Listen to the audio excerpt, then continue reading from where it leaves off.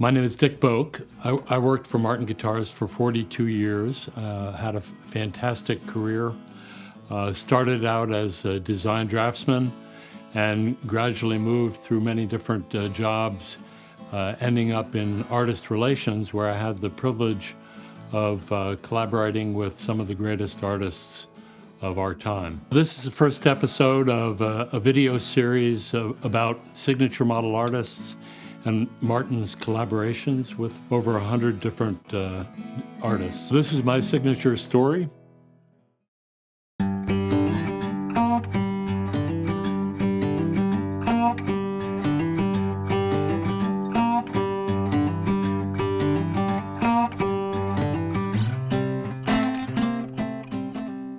So in 1994, Chris Martin and I were out at the NAMM show, and we actually held our dealer dinner at the Gene Autry Museum of Western Heritage, and we're so impressed with the museum.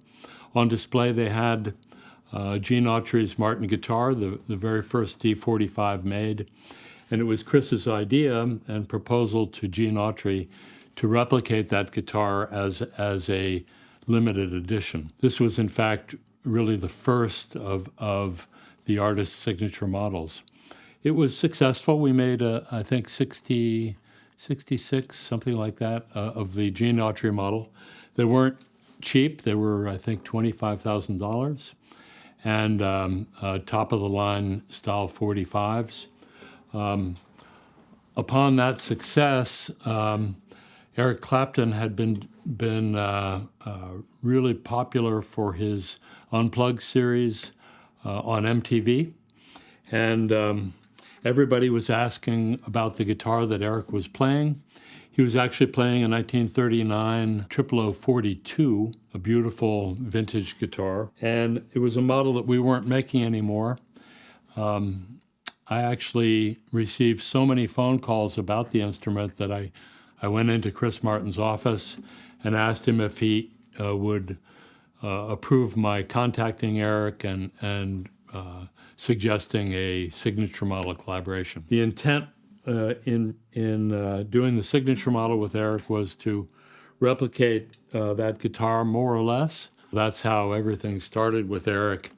Turned out to be such an enormous success that the entire signature model program was launched, and we in fact revisited Eric Clapton on many, many different occasions to produce other versions of the 000 guitars, and certainly the most successful of all the signature models. Eric's guitar player, his co-guitar player on MTV Unplugged, is a musician named Andy Fairweather Lowe.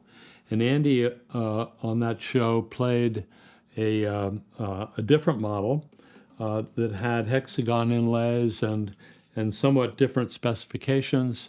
I think it had been modified by Mike Longworth into a style 45 guitar, originally having been a 0028. In producing Eric's model, we took the specifications from the guitar that Andy Fairweather Lowe was playing, mixed them with the guitar that Eric was playing, and came up with kind of a hybrid of specifications for the model. Style 42 with pearl inlay that goes around the perimeter of the top, as well as the fingerboard and rosette.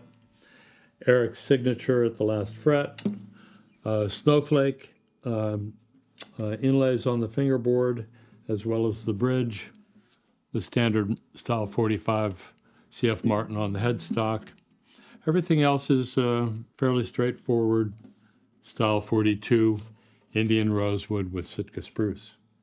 We like the toner, the what we call mellow yellow toner at the time, and that gives an aged appearance which came pretty close to the color of Eric's original guitar.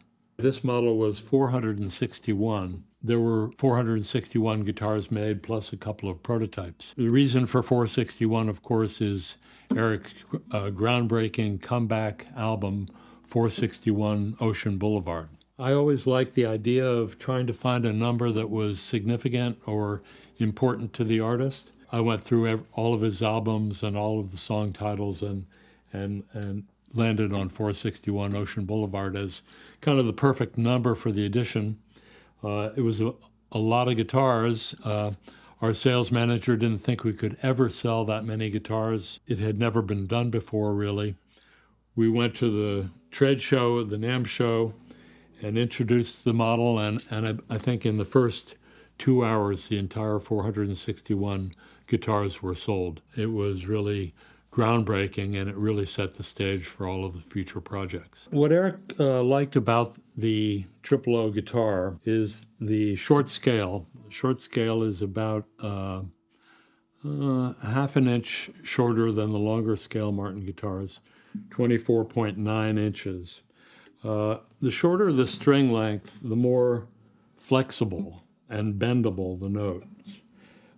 Eric, being an electric guitar player, really loved to bend notes. And I think the short scale Triple O really appealed to him for that reason.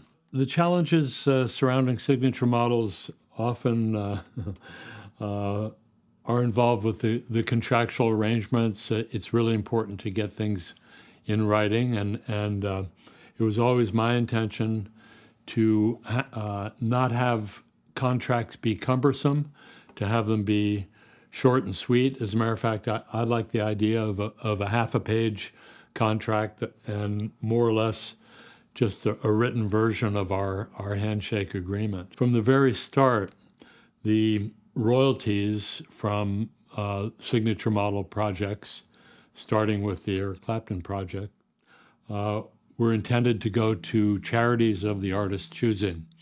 And in the case of the first Eric Clapton model, it was the Eric Clapton Charitable Trust for Children. That was chosen for fairly obvious reasons because of the tragedy that had happened with Eric's son, Connor. So this introduced an emotional and charitable element to the project, and charitable elements continued through all of the signature model projects that followed. So we made the first prototypes. I think there was 2 or 3 prototypes made. Since we were flying over to the Frankfurt Music Messe, we decided to hand carry Eric's prototype to present to him at the Albert Hall. He was doing a concert there. Chris Martin and his half-brother Douglas Greth and I flew over to London, and we met with Philip York, who was the distributor for Martin Guitars in England. And we went to the Albert Hall, and in the basement of the Albert Hall, set up a little photo shoot, an area to present the guitar to Eric. Of course, he had the original 1939 model, and we had the prototype of the replica or signature model.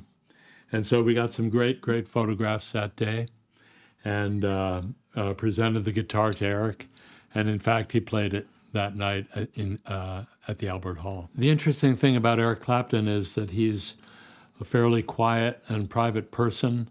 He doesn't like a lot of fanfare. He doesn't like photographers in his face and interviews and everything. He just he likes to be with people, but he doesn't like all of the media attention. Realizing that, actually, it took us a little while to realize that. We had a setup in the basement of the Albert Hall, and we had a professional photographer there, and bright lights like these. Eric came in and immediately felt a little uncomfortable in that situation.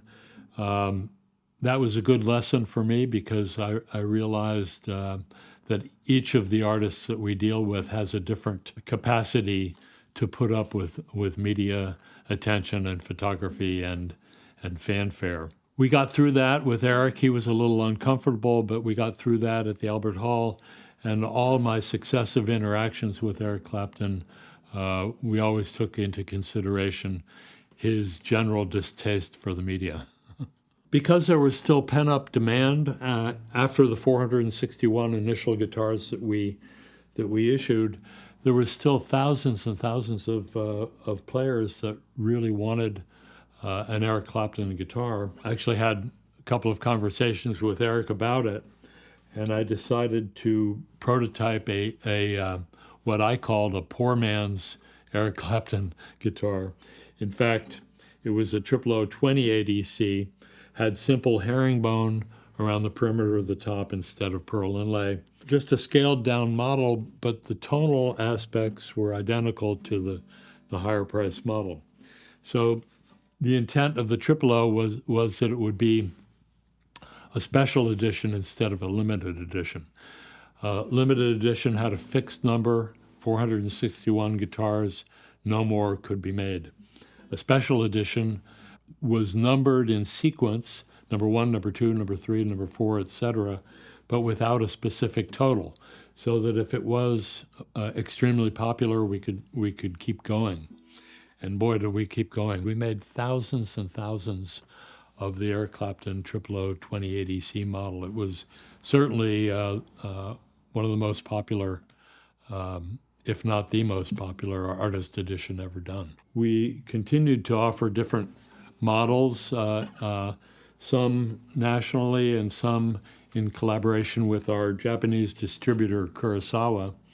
And I think there was as many as 10 or more different Eric Clapton versions of the 000 guitar. So this is my signature story. Thanks for watching. Subscribe if you'd like to see more episodes like this about all of the collaborations that have happened between Martin and some of the greatest musicians of our time.